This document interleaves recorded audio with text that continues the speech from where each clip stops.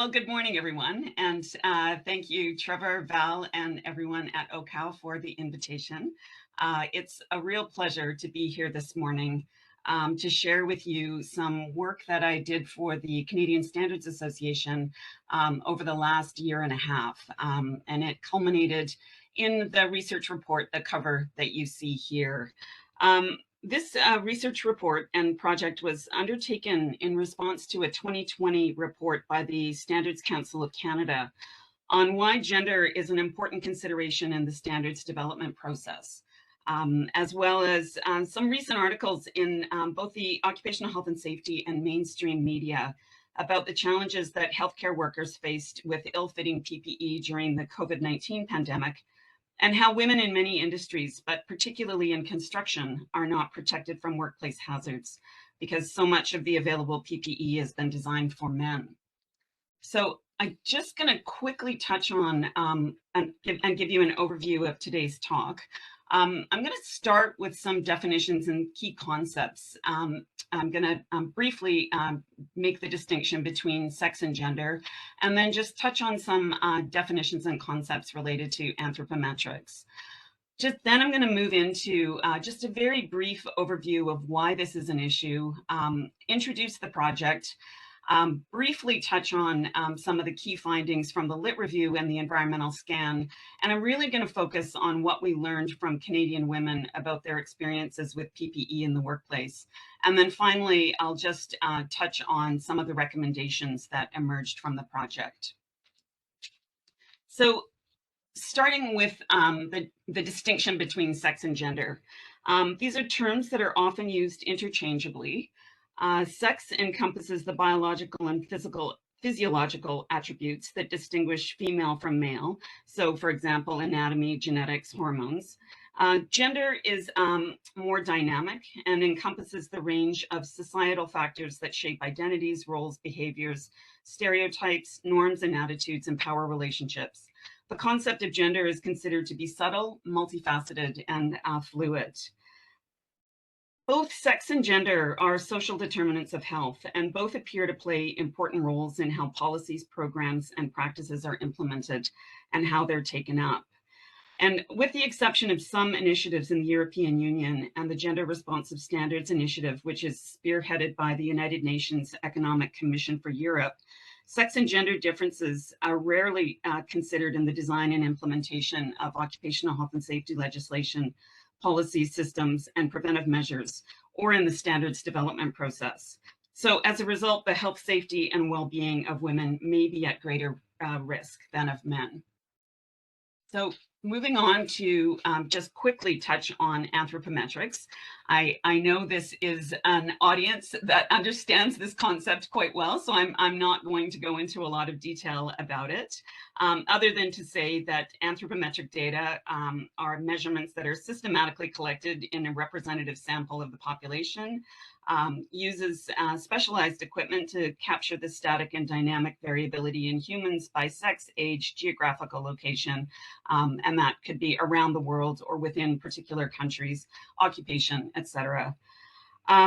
Just quickly, data, as I'm sure you're all aware, is collected in 1, 2, or 3 dimensions.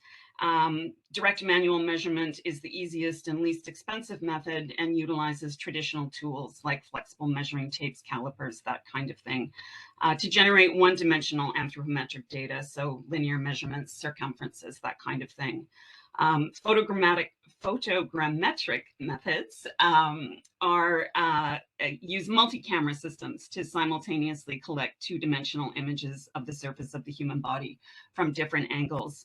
And these methods, as I found when I was doing the Lit Review, were recently used to design hand protection for firefighters. And then finally, scanning methods capture data in 3 dimensions and can be done directly or indirectly. And their goal is to obtain a picture of the entire body surface. And they've been used in the past decade to improve the design of fall arrest harnesses. Just a few last points about anthropometrics before I move into touching on why this was an issue. As I'm sure most of you are aware, the collection of representative data is expensive and time-consuming, tends to be collected on military, not civilian populations. And direct comparison of the data sets that have been collected around the world and in various countries has historically been difficult because the data collection methods vary greatly and were not always described in detail. In some cases, the raw data weren't available, and data sets were distributed in databases around the world. Or data were referenced in multiple languages, and there were no standardized descriptions of measurements. And I've just highlighted here, and if you downloaded the presentation, these underlined bullet points at the bottom are hyperlinks, so they'll take you to the websites that are referenced. And I just wanted to highlight that to address some of those limitations that I just discussed, there was an international group of experts that developed this World Engineering Anthropometry resource, which is a searchable web-based subscription service that provides access to more than 68 international databases, contains one-dimensional body measurements, as well as some 3D data as well. And then the other two, as I'm sure most of you are aware, are free sources of free anthropometric data, and you can kind of follow those links. And I understand from talking with Trevor and with some information that he shared with me that the ANSWER databases have been used, and also the CSER database have been used in some of the OCal calculators. So why is this an issue? This is a figure that's in our report and is also from data from Stats Canada. And again, I think this is something that most of us are aware of, that women's participation rate in the labor force has steadily increased from the 1950s. And at that point, it was about 22%, and in 2015, it had risen to about 82%. And despite this increasing participation, the labor force does continue to be extensively segregated by sex and gender, both across and within occupations and industries. And in the report, I highlighted a 2020 study that had been done here in Canada that examined the distribution of labor by sex and gender across occupations. And what they had done was looked at 6 censuses that had been collected between 1991 and 2016. And they found that between 40% and 60% of job categories in at least one of those censuses were either mostly men or mostly women, and that higher proportions of women were employed in education, healthcare, and administration, while higher proportions of men were employed in repair, construction, and transportation occupations. Again, I think this is not new. We're all familiar that with the fundamental protections that are enshrined in occupational health and safety, being that for workers, and it's around the world, is the right to a safe work environment. Where risk cannot be avoided, regulators generally require that risk be reduced or managed via technical measures such as engineering controls, and we're all familiar with the hierarchy of controls, and other measures further down the hierarchy, so like administrative controls or personal protective equipment, and administrative controls as well. Despite personal protective equipment being the last line of defense, it's often seen as a simple and an inexpensive way to control exposure. And for certain types of jobs, so like asbestos abatement and some jobs in healthcare, certain types of personal protective equipment must be worn continually. Because of this, it is important that it be properly designed and that it fit properly, because I think, as we're also all aware, poorly designed and poorly fitting PPE can contribute to workers being injured in the workplace. And just to highlight some examples, ill-fitting respirators can expose workers to airborne contaminants. Oversized protective clothing can interfere with workers' mobility and present a tripping hazard. And oversized gloves can be caught in machinery or expose skin to chemicals. And we will hear about some examples of that in the survey. And then finally, just these are some of the issues that emerged from the lit review. We heard in our survey, as well as found in some of the qualitative survey-based studies that we reviewed, that women are reporting a range of issues, mainly with fit, comfort, and availability. Inadequate fit is leading women to adjust or alter their PPE, and we will hear some examples of what women are doing, what Canadian women are doing to make their PPE fit better. And also, we also learned that women-specific PPE isn't offering the same functionality and level of protection. The limited range of sizes that are being procured by employers are often leading women to purchase their own PPE at their own expense. And we also heard that in the survey, and I'm not going to touch on those findings just in the interests of time. So very briefly, here's what we did in the project. It entailed kind of the three main activities: lit review, environmental scan, a survey, and some supplementary key informant interviews, just to ensure that we are understanding of what we had learned throughout the project, that we hadn't missed anything. The goal of the project was to gain a better understanding of the extent to which sex and gender differences are considered in the overall design and manufacture of PPE, specifically with respect to standards development and health and safety regulations. And then ultimately to provide some recommendations on how to better address the needs of women in the standards development process and in the design of PPE more generally. So just starting with the lit review, we searched 5 bibliographic databases, and you can sort of see on the right-hand side the initial search terms that we used.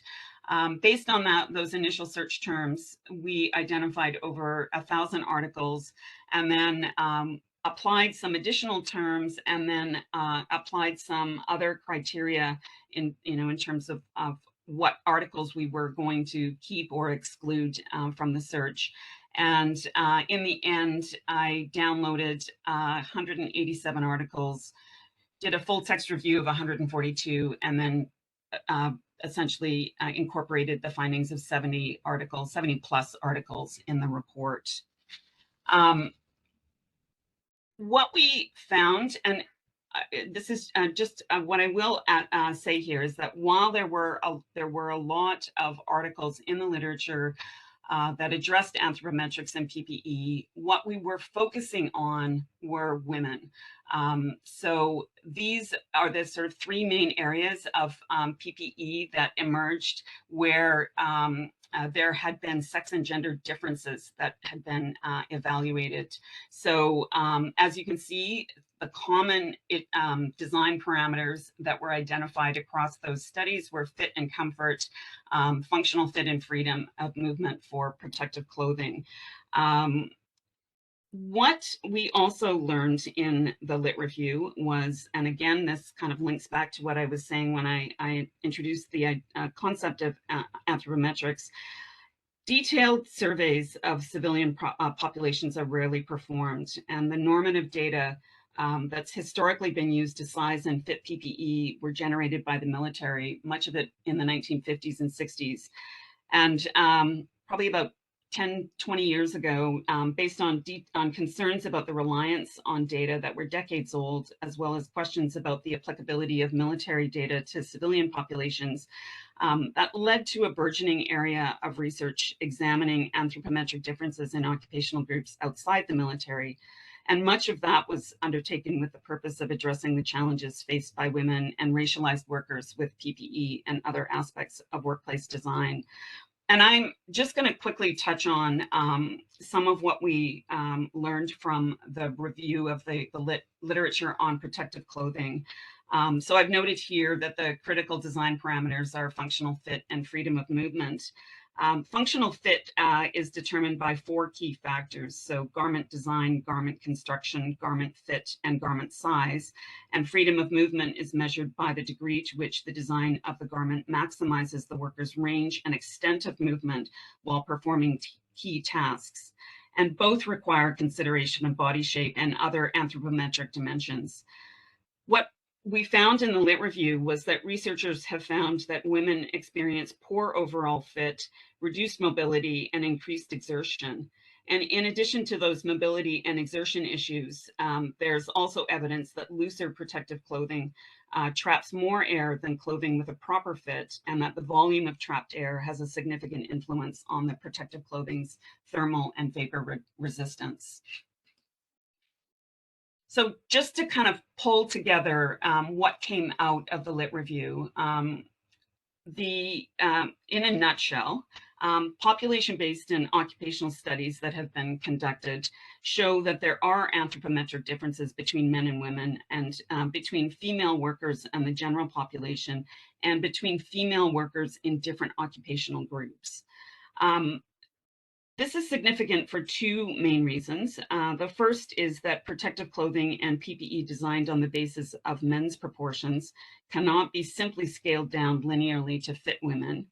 And good quality anthropometric data that's representative of the contemporary working population are critical for the proper design of PPE for women and for all workers. Despite this, PPE does continue to be designed for all workers based almost entirely on male anthropometric data, much of it decades old and collected on military, not civilian populations. And what I argued in the report is that in reality, what this means is that most PPE standards and most PPE are not gender neutral, but they're gender blind. The other thing I just want to quickly touch on is this final bullet point around lost time injury statistics, showing that while men have substantially higher rates of occupational injury than women overall, women in some industrial sectors or occupations are at higher risk of certain types of injuries and illnesses than men. And there's a lack of research on the role of PPE in those differences. And one particular area of injury that I noted in the report was that the research is showing that there are significant differences between men and women in terms of falls on level surface, with women having much higher rates than men. So turning to the environmental scan, what we did there, and again, you can see the scope of the scan, the search terms, and the types of policy instruments and the categories of PPE that were looked at on the right-hand side. I looked at 14 Canadian jurisdictions, so the 13 provinces and territories, as well as the federal jurisdiction, as well as 3 international jurisdictions. So I looked at Australia, the United States, and the European Union.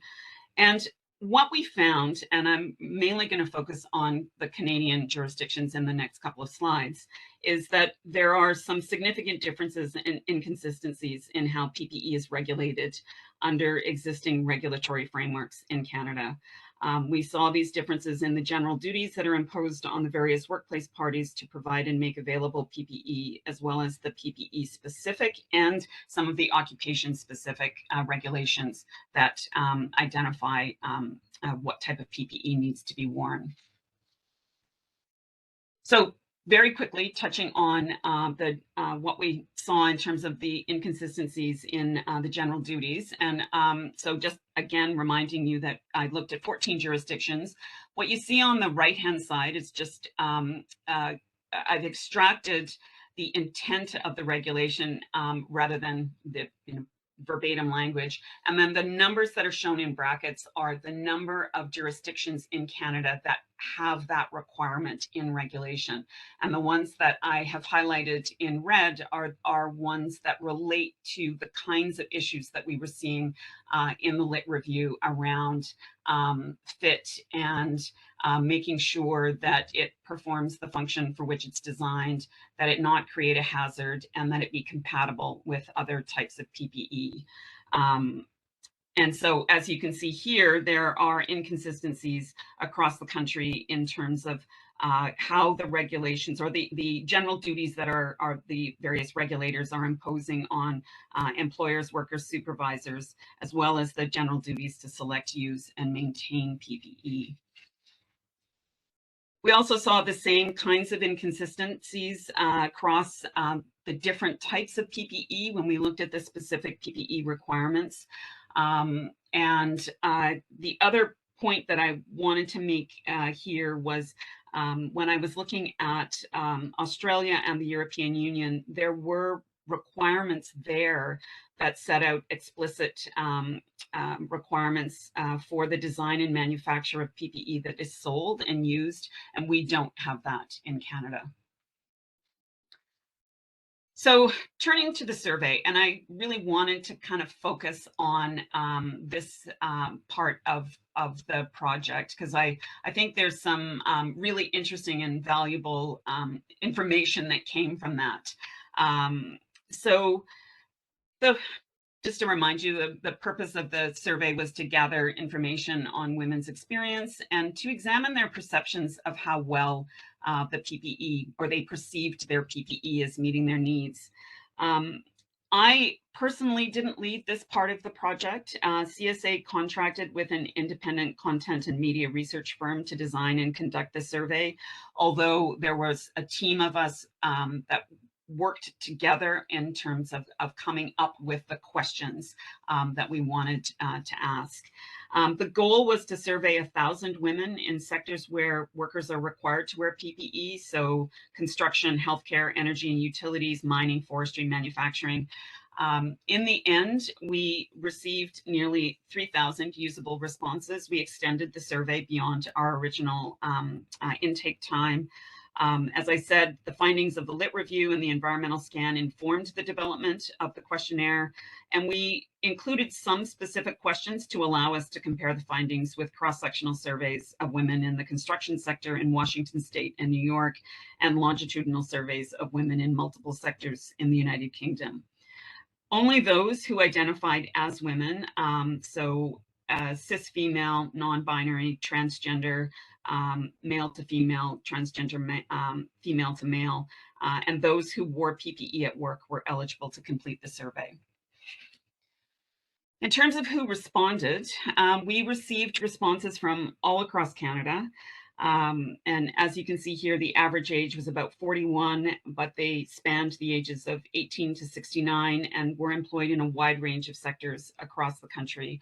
I will briefly touch on what was encompassed by some of these sectors in a later slide, so I'm not going to touch on that right now. Responses were approximately evenly split between women who lived in an urban versus a rural setting and women who worked in the public versus the private sector. And as you can see here, the respondents were predominantly cis female and of white or European ancestry. So the next few slides just report some of the findings. As you might expect, it was a fairly extensive survey, and there was a lot of data that emerged from it. And the report itself includes a lot more tables than I'm going to touch on here. So this hopefully will not be a big surprise. Women reported that they wear one or more types of PPE. So they're wearing all types of PPE. They're often wearing multiple types at the same time. The most common, if you look down this total column here, you see that the most frequently worn were eye and face protection, respiratory protection, hand, foot, leg, and protective clothing. We did ask, we had, as you can see, 4% of the respondents indicated that they wore other. We asked them to provide additional information on that. So we heard about high visibility vests, Kevlar sleeves, jackets, shin pads, medical gowns, gloves, welding masks. I do want to just touch on this type of PPE that we did hear about, consumer grade masks. And as you can see, nearly half of the women who completed the survey indicated that they wore general consumer masks. I just want to note that this reflects the time at which the survey was conducted. It was conducted during the Omicron wave of the pandemic. And we did not include responses in the analysis if this was the only type of PPE that they wore. But if they were wearing any of the other types, we did include their responses. Again, this is not, I'm sure is not a surprise. The type of PPE that women wear is varying by sector, and shouldn't be a surprise just given the different hazards and risks that are inherent in these sectors. I've just briefly going to pull out hand protection just to illustrate that 50% of the overall respondents indicated that they wore some kind of hand protection. And you can see that it ranges from 35% in the sector that was defined as service providers, which included social assistance, public administration, professional, scientific, technical services, custodial services, retail, hospitality, and it ranged to a high of 74% in natural resources, which included agriculture, mining, oil and gas, forestry, fishing, hunting.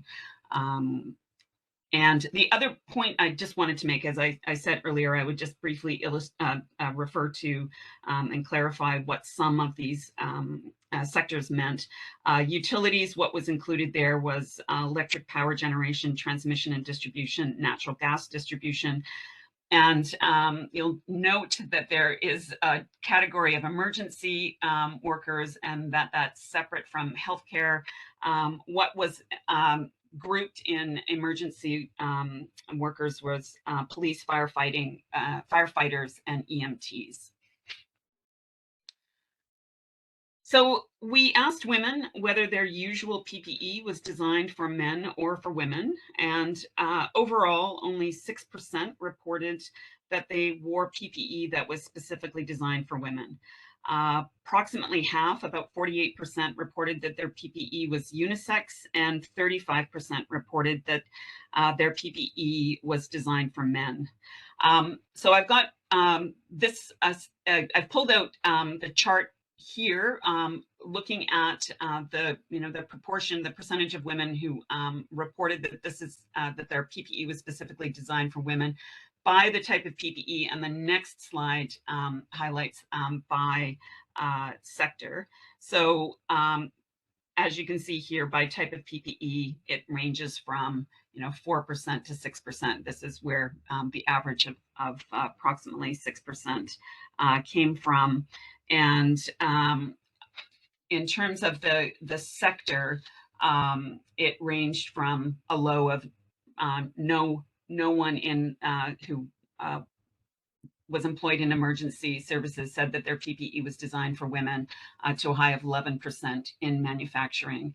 And I just want to highlight that the two images that you see here on the left is an example of coveralls that are designed by a woman-owned company that are based on women's specifications. And you can see the trapdoor that allows them to go to the bathroom without having to completely disrobe, which was one of the issues that we heard about in the survey, and we also saw in the lit review. And then on the right is an example of what some women referred to as shrink it and pink it PPE. So again, this isn't surprising. Women want PPE that fits, that's comfortable, and that keeps them safe. That was the key takeaway, one of the key takeaways. In the survey, we asked survey participants to select from a list which factors were key to their satisfaction with their PPE. And we gave them the 10 multiple choice response options that you see on the slide. And we also gave them an other input field to write in additional comments. The factors that women most often chose as being key to their satisfaction were feeling safe and trusting that their PPE will protect them, which you see on the top bar, and being able to do their job or move around, which was the second at 64% of the women indicated this. Comfort and acceptable fit coming third and fourth.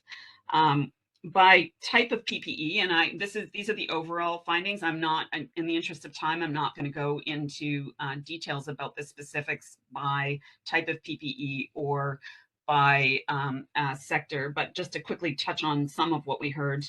By type of PPE, more than 70% of women identified that their PPE not impacting on their ability to do their job or move around was key to their satisfaction for those who wore head protection, hearing protection, foot and leg protection, protective clothing, and fall arrest. And by sector, women flagged women who were employed in construction, transportation, natural resources, utilities, and emergency services also flagged that they wanted PPE that didn't impact their ability to do their job or move around.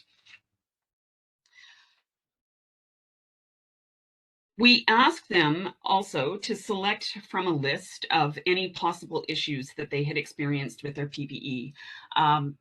Some of the items on this list, you can sort of see the list here on the left-hand side, were identified from the lit review, and then also, you know, kind of what we were seeing in articles that were in the mainstream media as well.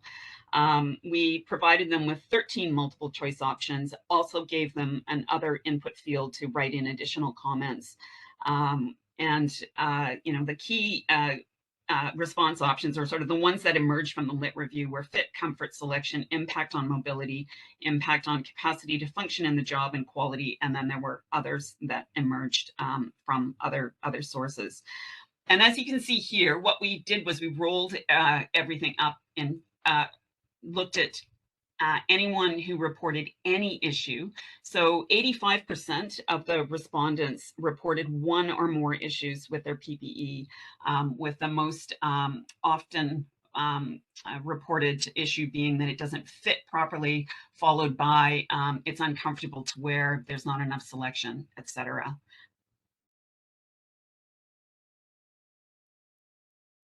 We also asked women to tell us about the types and frequency of negative experiences that they've had with their PPE, and then to get an overall sense of their experience with these issues. What we did was we combined responses with a frequency of always, mostly, or sometimes into a single frequency of at least sometimes, and that's what you see on this slide.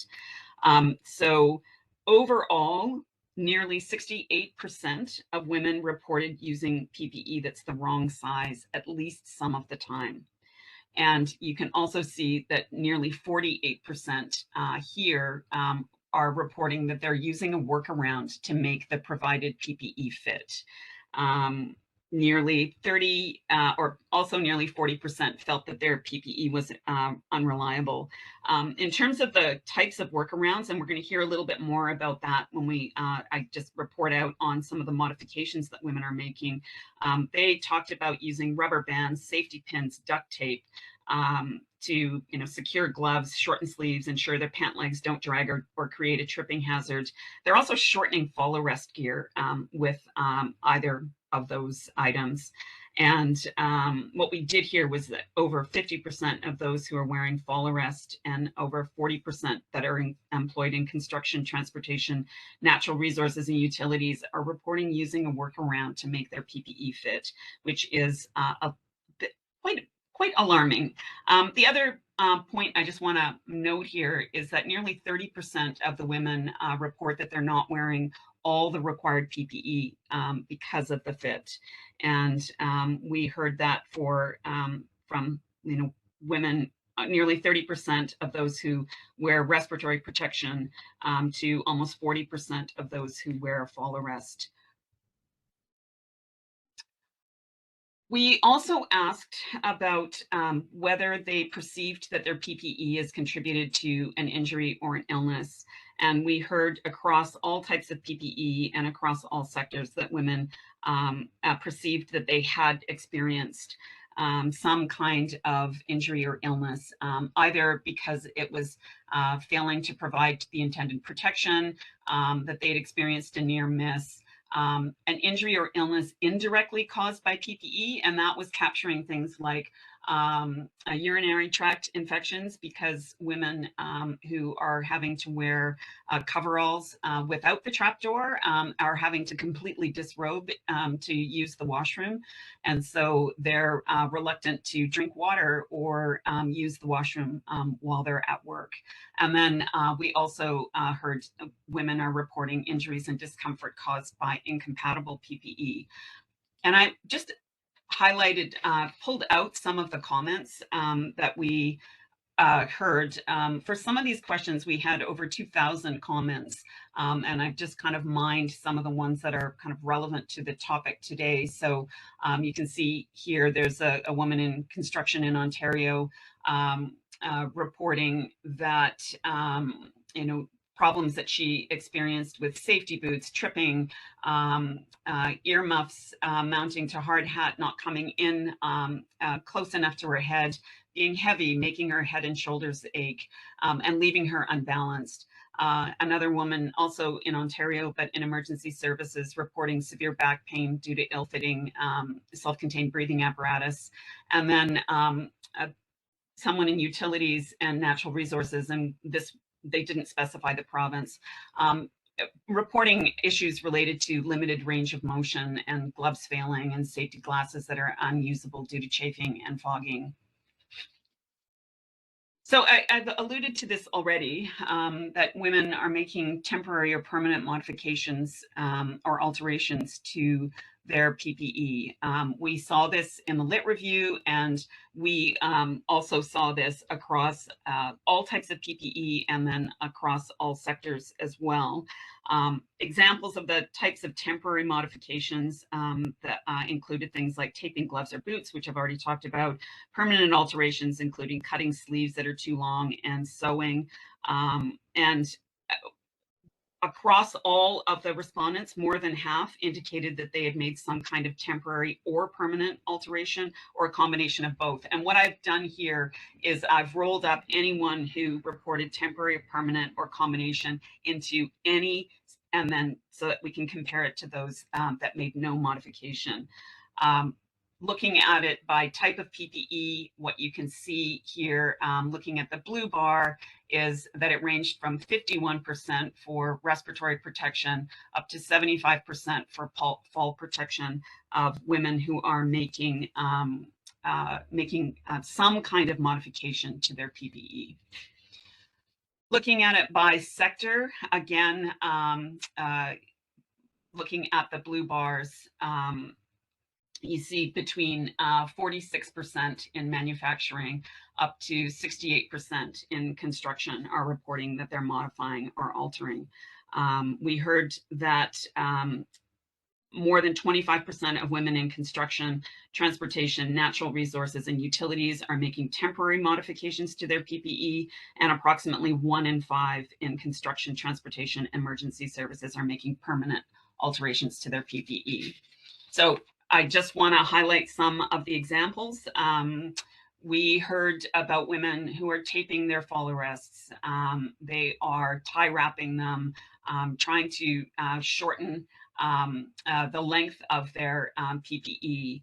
We heard about women having to tape their wrists. They're cutting fall fire resistant clothing, using electrical tape, double, kind of having to wear double socks and work boots, etc.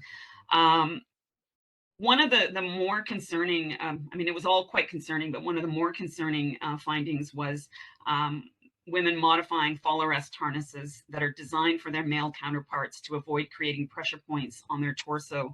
And so whether it, I mean, this applies to fall arrest as well as all PPE, it should be a real concern to employers and to regulators, because all PPE is certified to a standard, and when that PPE is modified, the certification of that product is now compromised. So I'm just going to, I've got a few more slides to wrap up. I just kind of want to pull out some of the key findings from the survey, just to kind of synthesize what I've just been touching on. So more than 80% are reporting that they experience one or more challenges with their PPE. And we've heard that what we had heard from the women is that the PPE doesn't fit properly, it's uncomfortable to wear, there's a lack of availability. Significant numbers of women are reporting negative experiences. Nearly 60% are using the wrong size at least some of the time. 38%, not 48, sorry, 38% are using a workaround. almost a third aren't wearing the required PPE. And I didn't touch on this, but there are additional tables in the report. 1 in 5 reporting that they're receiving or kind of on the receiving end of negative or rude comments from coworkers because of ill-fitting PPE, and that we also heard that women perceive that they are having had injuries or illnesses because of their PPE as well.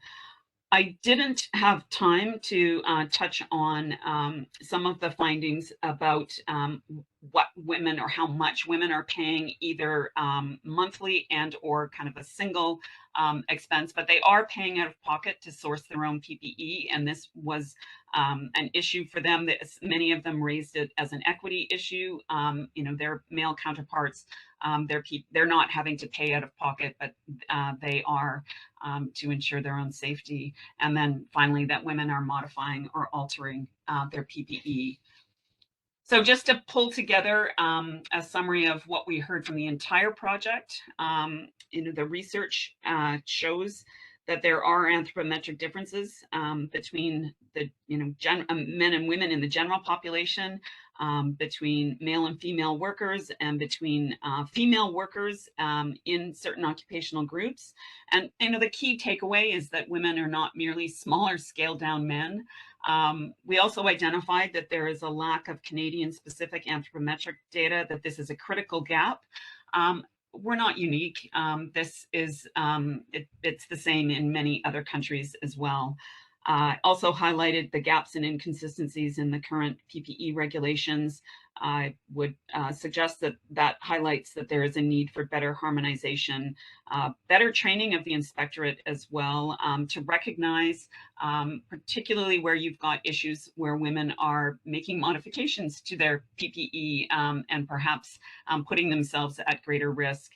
I would also suggest that there's a need to incorporate a gender and equity lens into how risk is assessed, just sort of from, just to be mainstreamed into health and safety more generally. We identified that there is a lack of PPE designed to meet the specific needs of women, but it's not just limited to women. It's we could sort of extend that and say there's a need for PPE designed for differently sized bodies, and it should be based on workforce and gender-specific anthropometric data. And finally, that there is a lack of awareness about the PPE that's actually available. There are some women-specific PPE available, and we need to raise awareness about what is available. Finally, I just want to end by saying this isn't a new issue. Nearly 50 years ago, researchers and worker advocates drew attention to the specific problems that women faced in finding appropriately sized and sufficiently protective PPE. I've highlighted a conclusion that Dr. Jean Stellman of Columbia University made at a presentation that she gave at an international conference on occupational ergonomics in Toronto in 1984. She highlighted that there's a growing demand for safe, well-fitting, and appropriately designed PPE for women. She also identified and made a series of recommendations that we need more anthropometric studies, that manufacturers should be incorporating anthropometric data on female dimensions into sizing and design of their products, and that PPE should be produced based on those measurements. That we also needed to improve the standards development and certification process to incorporate female anthropometric data. Those recommendations were reiterated and expanded upon by Dorothy Wigmore 5 years later in a presentation that she gave at a one-day conference in Toronto. The conference was entitled Personal Protective Equipment for Women. So, in putting together the recommendations for the report, I referenced those 6 recommendations that Jean Stellman made, and then supplemented them with the 3 additional recommendations that Dorothy had made, and just highlighted that those recommendations remain relevant today. I actually didn't feel the need to write my own recommendations because I felt that they had really captured what came out of the report 30 years later. And I think they remain relevant for a lot of different reasons, not the least of which being that the participation rate of women in the Canadian workforce is approximately 20% higher now than it was when those recommendations were first made. And the findings of the project reinforce that there's still a demand for safe, well-fitting, and appropriately designed PPE for women. And I just want to end with and give the last word to one of the women who participated. We are seeing that despite the early efforts of researchers and advocates and evidence that poorly designed and poorly fitting PPE may lead to serious injury or death, that women are continue to be differentially impacted by chemical, physical, and biological exposures in the workplace, and their health, safety, and well-being are unnecessarily being put at risk. And if anyone is interested, and you've downloaded the slide deck, this is also a hyperlink. The full report is available on the CSA's website, and you can reach out to me directly or the Candace Seller, who oversaw the project, if you have any questions. So with that, I thank you for your attention, and thank you again, Val and Trevor, for the invitation. And I would be very happy to answer any questions that anyone has at this point. Well, that's great, Anya. Just, you know, it's hard to believe the issues haven't gotten any better over time, right? Uh, there's a couple of questions we've got, kind of all around the issue of modifications that were made. Yeah, Uh, the first one is, were subjects concerned about the modifications that they made with respect to possible safety issues over comfort? that's a great question. And we did ask them if they felt safer after they had made the modifications, and we did hear that there was a certain percentage of women who did feel that they did feel safer after making the modifications. There were some who felt less safe, but that it was a bit concerning when you think about the types of modifications that some of the women are making, like particularly around the fall arrest. If they're uh, tie wrapping their fall arrest or taping it, or in some cases leaving the chest straps open. It was a bit alarming that they felt safer having made some of those temporary and or permanent modifications. Yeah, I mean, it's almost really scary just think about a tie wrap or duct tape being the only thing between you and death, right? Potentially. Yeah, You know, exactly. Yeah. just scary. Another question around modification was, what is your understanding about compromising the standard with respect to making modifications? Yeah. So if the standard itself has any particular requirements in the standard about that the PPE needs to be designed to a certain level, the thing about the standards is that they are voluntary unless they are referenced in regulation. And so, if the standard itself is certifying to a certain level, and employers are using the PPE on the assumption that the PPE has been it meets that standard, and then the PPE is being modified in some way that actually compromises the certification. And if the standard is referenced in regulation, it actually means that they're now no longer in compliance with the regulation. I think it kind of raises a host of issues around, if that worker got injured, then and it would be you could make that kind of very clear argument that they weren't in compliance with the regulation. Does that answer the question? Yeah, no, I think I think it's a great answer for it. Um, a couple quick ones was, does protective clothing category include like things like laboratory coats? It did, yes. Okay. Uh, would custom foot orthotics be included in PPE? Uh, that's a good question. I am not familiar with that. We certainly weren't asking questions about custom foot orthotics. We were sort of sticking with the kind of the main categories of PPE, but I'm not sure I can answer that question. Okay. Another question was there a difference in public and private sectors that may have different funding available?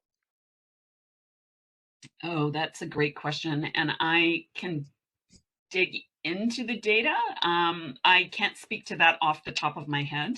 As you can no doubt imagine, with the 3,000 responses and over 30 questions, it's a tremendous volume of information. And yeah, I don't know off the top of my head, but I'm happy if the person who asked the question wants to reach out to me. I'm happy to dig into the data to figure that out.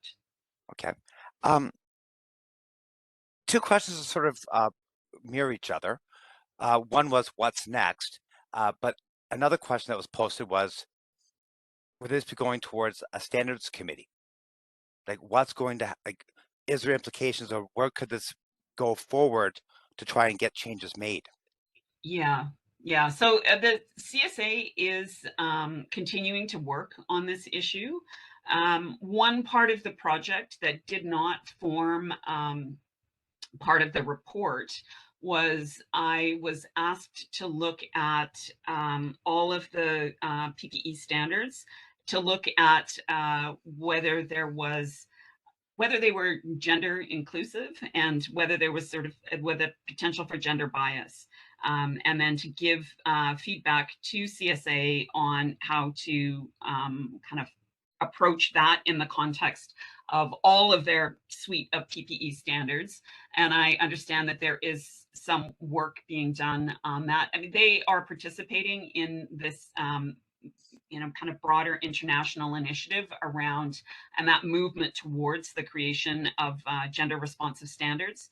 And in terms of, kind of whether it's gone to the technical committees of specific PPE standards, I can't speak to that, but I do know that there is ongoing work.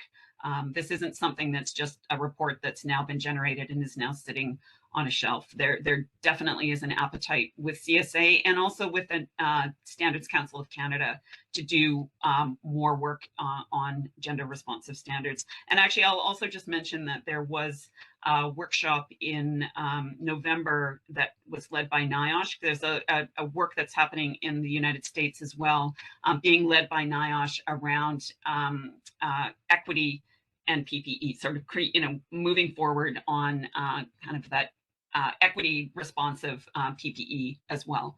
So it's all part of an international effort to look at this issue. Okay. The next question, I mean, I find really, really huge. States, we're doing some research on pregnant workers. So I was wondering if you knew of any new research or interventions on this topic while bodies are changing and becoming larger during pregnancy. Um, I know that there are some articles in the literature about um, some of those issues that pregnant women face. We did ask questions of women, and again, in the interest of time, I couldn't go into a lot of detail about it, but it is included in the report, and I'm happy to connect with the person asking the question to try and connect them perhaps with CSA if they wanted to get access to some of the data. We asked women, did they have experiences of wearing PPE during what we call kind of life events, like while they were pregnant, while they were breastfeeding, and while they were experiencing menopause. And we had a number of women, sort of smaller proportions of the overall response group, who had given us information and insights into their experience, either while they were pregnant, breastfeeding, or menopausal. So we have some data. There's not a lot of data in the kind of, at least to my recollection, in the scientific literature, but I'm certainly happy to share. Recognizing that this one wasn't the purpose of your study, did you come across women with disabilities whose PPE wasn't adequate because their disability hadn't been accommodated? Oh, that is a great question, and I didn't come across any information. Like I didn't come across any scientific articles or any kind of qualitative research articles. Um, there may be data in our data set because we did ask questions of when we were trying to get a sense of the demographics. We did ask some questions about I think we asked something about disability, and actually as I said, we just had so much information, we sort of had to kind of focus it, but we may have some information. How does gender factor into this? For example, if someone is a biological male, would they not have the same issues as a woman since they have male features, stature, facial, etc.? One of the things I will say is, I did mention that they're terms that are used interchangeably. And, in terms of where CSA is going forward with this, they are looking at sex and gender, if that helps. Okay. And that actually addresses the next question that was actually talking about the fact that sex and gender should both be addressed. Yeah. To move Yeah. forward, it's important to figure out why it's 34 years since you did that workshop in Toronto and why so little has changed. What did you learn about the reasons for ignoring women's needs and those racialized workers? It's a great question. And it's not something that I was specifically looking at in this report. Um, I can speculate from a personal perspective, but from a professional perspective, thinking about what we were aiming for in the report, I I can't really sort of say anything from what we learned from the research. I mean, personally, I think there in our society, we tend to focus on a lot of male issues, whether they're male health related issues. I think that there's uh, maybe related to sexism and racism. I mean, at the root of it, but that is not something that I specifically looked at. Will the data be available for future research collaborations? Yeah, that's a great question. I at this point, I think it. I could say that it may be available kind of on an ad hoc basis. There is a researcher that is connected to Carex Canada that has reached out, and I put them in touch with folks at the CSA group to explore the possibility of using the data. I think if anyone is interested, I'm happy to make the connection with the CSA group to explore the possibility. At this point, my understanding is it's not going to just be, that data set isn't, the intention is not to make it kind of publicly available. But I believe that, for bona fide research purposes, there are opportunities to work with CSA group. I mean, we collected a tremendous amount of data, and I know that there is an appetite to use it. Okay. And just finally, this one is more of a comment, is just kudos for considering menopause in the study design, as it's a fact that can last with many women for years. Yeah, yeah. I was happy that we did include it. And, we actually, had sorry, just let me pull up. I had made a note for myself just to kind of like pull it. I went back and looked at the questionnaire. And the kinds of questions that we were asking, it wasn't just whether they wore PPE during pregnancy, breastfeeding, and menopause. We actually asked whether any accommodations were made. So, did their employer provide them with properly designed and comfortable PPE during any of those we were referring to as life events, and whether alterations were made on their behalf or whether they made alterations. Coming back to that modification piece, we also asked them if they made any changes in their work arrangements because of the type of PPE that was available to them. So for example, did they end up taking on less work? Did they ask to be reassigned? Did they take maternity leave earlier? There were a whole kind of host of options that we gave them. And then we also gave them the opportunity to provide any additional comments to supplement their answers.